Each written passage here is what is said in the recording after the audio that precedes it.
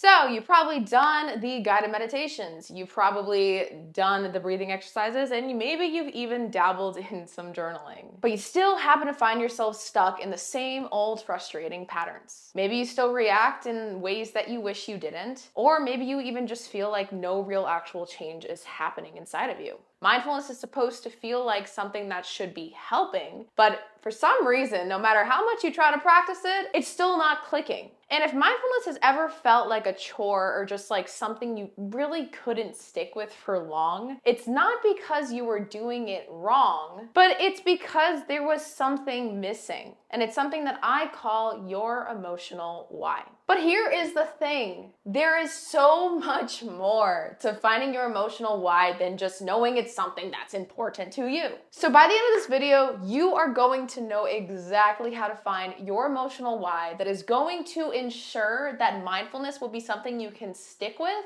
and you'll be able to continue to implement into your life successfully. Your emotional why is the deeper reason behind why you want to practice mindfulness in the first place. It's literally the thing that's at stake if you choose to not change. And it's the possibility at hand if you decide to change to this day and onwards. Without having this sort of connection in place, mindfulness will continue to just not feel meaningful to you. It'll really just more so feel like a task and you're just trying to go through its motions. But when you have a clear emotional why, mindfulness is able to become the very tool to help you get to that ultimate transformation. Try to think about a time where maybe in your life you felt reactive or even stuck. For me, it was during conflicts in my relationships. Every time I felt that fear of abandonment kick in or get triggered, I would emotionally numb myself and end up saying so many different things that I would regret instantly.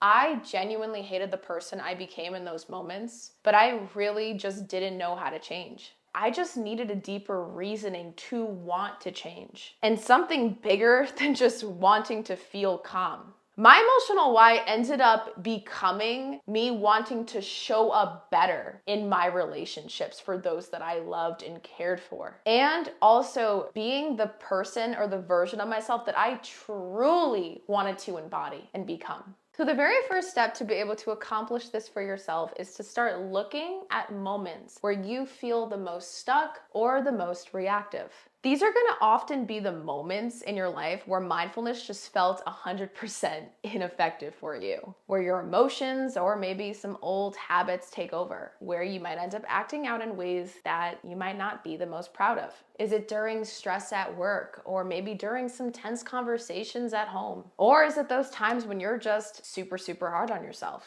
When are those moments in your life where you happen to always find yourself thinking, why do I keep doing this? What patterns happen to keep repeating in your life even during the moments when you do or maybe are trying to change? Now, this is where it's going to lead us into the very second step to find your emotional why, which is to reflect on what's at stake. Which means this is where you got to ask yourself, what's at stake if you don't change how you respond in those exact moments? Make this so straightforward with yourself so that your mind literally has nowhere else to go but towards the truth.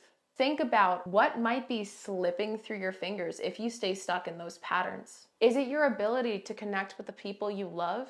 Your self-confidence? Your peace of mind? Imagine what your life might look like 1 year from now if nothing changes. How would these patterns affect your goals, your relationships, or your happiness? Now, I want you to imagine how you would want to show up in those moments as your best self. Picture yourself staying calm during stressful situations, communicating with confidence, or responding with kindness and patience instead of frustration. How would it feel to handle challenges this way? How would your relationships change? How would you feel about yourself? After you were able to successfully go through everything we just dived into together so far, now it's time to name your emotional why. This is meant to be your purpose, the reason why mindfulness matters so much to you. I want you to take a moment to say it out loud or even write it down, because there's something powerful about naming the emotional why for you and making it real. Whether it's meditation, journaling, or even pausing during a stressful moment, you gotta start all those things by reminding yourself of your emotional why. Now let me give you a personal example for this. Before I let myself fall back into the same old habit of not checking in with my feelings by journaling them down, I start to think about my emotional why to call myself out. That reminder gives me a reason to want to be present and show up for myself. It actually makes the practice of go to my journal and reflect on my feelings meaningful and feel like it's actually worth doing. But here's the thing with all of this. Mindfulness isn't just about the practices. It's actually about how we show up consistently, especially when life gets messy. And that's where awareness comes into play. In my next video, I'll share 3 ways to develop self-awareness. And these are the exact strategies that helped me stay consistent with mindfulness and break free from self-sabotage. But I really gotta warn you on something, guys, before you end up clicking on that video. The audio in that video, it's a little echoey and I'm not the proudest of it. It is not my best work when it comes to audio. I'm so sorry, don't hate me.